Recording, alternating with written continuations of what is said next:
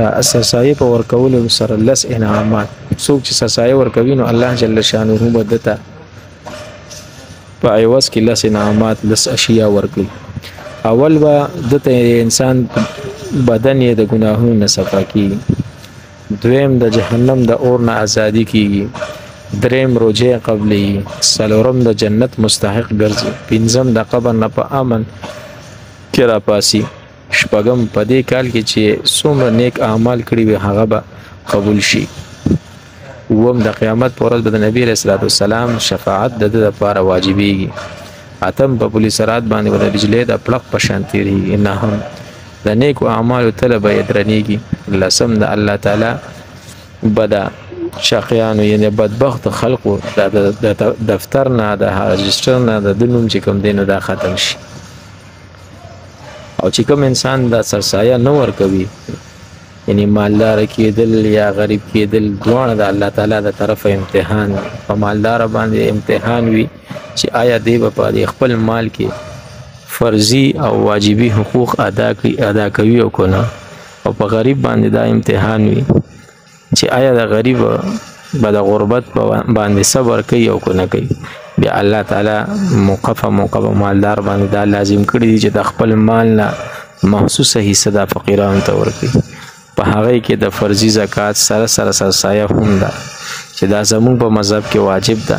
اگر چې امام شافعي او امام احمد بن حنبل رحم الله د نور ډیر علماء په نسبت باندې دا فرض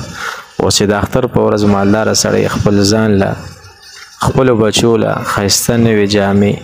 نوې فیضات او کور ته هر قسمه خوراک وروړي، خو بل طرف ته د په ګاونډ کې غریبانان یتیمانان کونډې او د دوی په جامو کې څو پیوندونه لګېدلي وي، غریب سړی د شرم نه جومات ته هم نشي تللی، او دوی د بچو جامې دومره زړې وي چې د مالداره کس بچو جامو ته کتلو سره د دوی ماشومان زړونه خفه کېږي او د خفګان نه ډک وي د دوی د زړونه په چغو فریاد سره کور ته راشي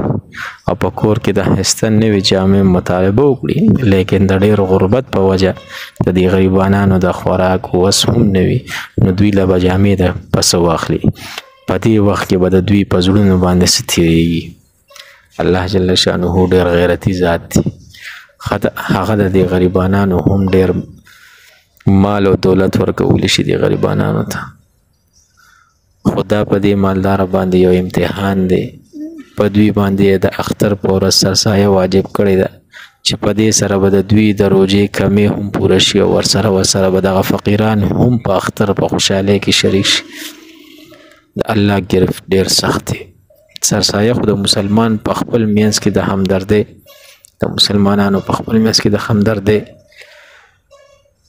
کم نه کمه حصه ده، کو مالدار خلق دا هم فقیرانو ته نه ورکوي نو الله تعالی به د مالدارانو باندې خپل قهر نازل کړي، د مال برکت به ختم شي، په داسې مشکلاتو کې به راګیر کړي،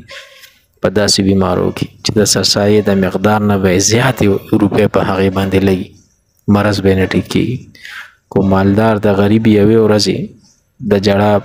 پروا ونه کړي نو کله کله الله تعالی په کلونو د مالدار په جړا باندې دا جړا باندې مبتلا کړي او په جړاګانو کې دی په پریشانۍ کې وي. کو مالداران د غریبانانو خلق د اختر په خوشحالۍ کې د ځان سره شریک نه کړي نو الله تعالی به دا مالدار هم په داسې سختو پریشانو او تکلیفونو کې اخته کړي چې بیا به ورته په خپله د غریبانانو د اوښکو او د سلګو د هغوی د خفګان احساس وشي.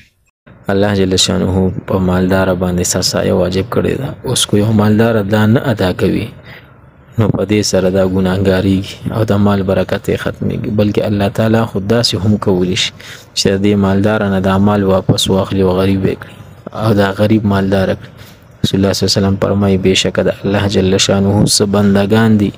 چې هغوی ته نعمتونه خاص د دې دپاره وکړي شوي دي چې نور بندګانو ته نورو انسانانو ته پرې نفع ورسوي. اوس چې څوک په دغه منافعو باندې په دغه انعاماتو باندې بخل کوي او نورو بندګانو ته د دې نعمتونو نه پیدا نه ورسوي نو الله جل شانه د دوی نه دا نعمتونه واخلي او بل کس ته ورکړي نو بیا هغه کس نورو خلقو ته د دې نعمتونو په ذریعه فایده ورسوي.